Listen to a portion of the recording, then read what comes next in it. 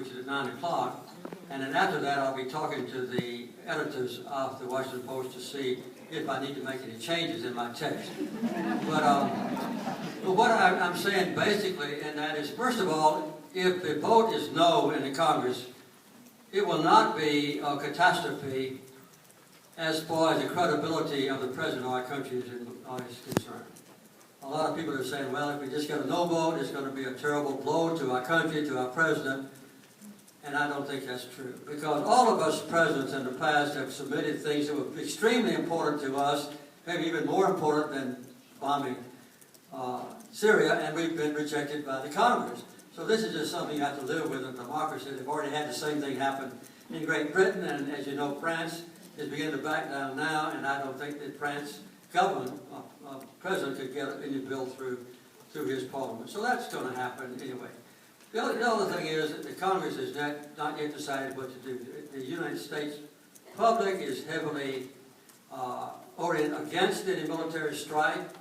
I share that belief, but I'm also concerned about what President Obama can do now to bring back his stature and to make sure we have a successful conclusion of rapidly changing events in Washington, in the United Nations, in New York, in Syria, and obviously in Russia.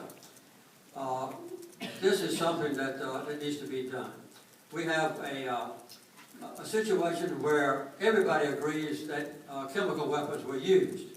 And there's varying accounts of how many people were killed, anywhere from 350 to 1,400. I don't know how many, but too many were killed by chemical weapons. And there's no doubt about that.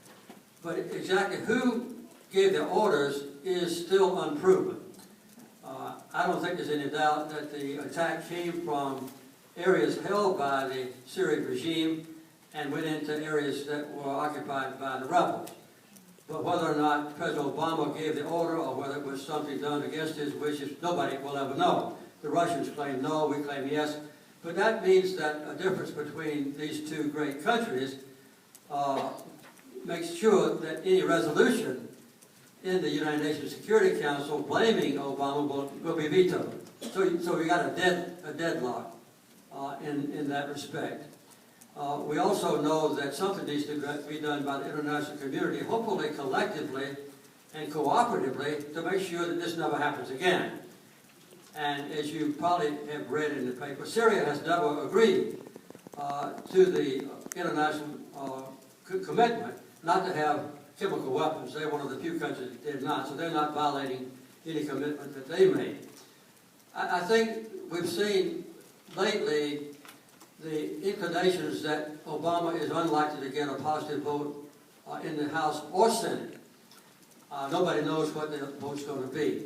He's been meeting and doing the best he could under the circumstances to tell the people how he feels, to tell the Congress how he feels, and to let the international community know how President Obama feels. But I was surprised when he said he was going to take the issue to the Congress. I thought he was ready to launch missiles, but I was pleased that he did go to the Congress, which I think was the right decision. So what do we do now? I think that tonight we'll see what President Obama has in mind. My own preference is that we join in with Russia and Great Britain and France and China. I believe we can work cooperatively in saying that this has happened. We don't know for sure who ordered it. It will never happen again. And to take up Russia's proposal based on an early kind of joke that Secretary of State John Kerry made, that Syria agreed to give up their weapons.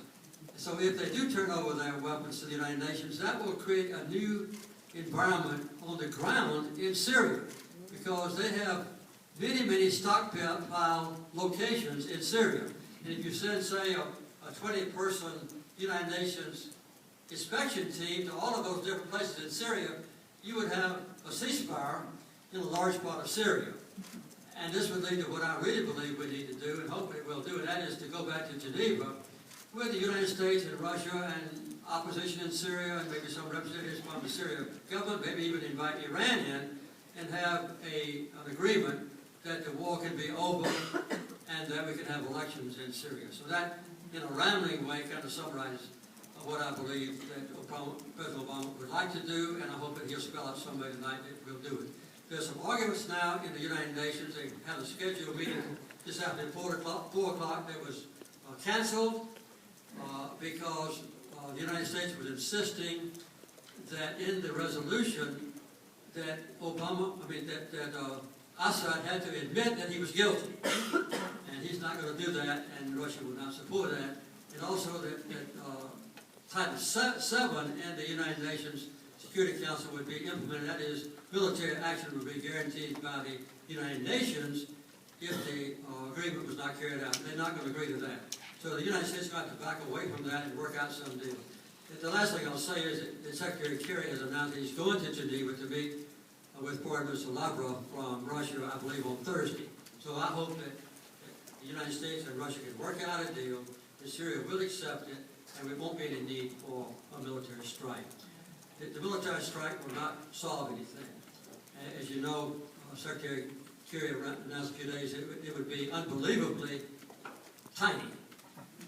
An unbelievably tiny attack will not bring about any change in Syria. But if we launch a tiny attack, after Obama's had several weeks to mix his chemical weapons with people, then no matter what we try to hit, we're going to hit a bunch of people in it.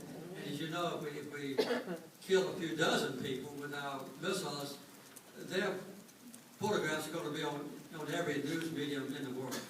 And the United States is going to be blamed. And I think it will just make the war go on. So I hope that's the last question I get tonight about Syria. I told you more than I know.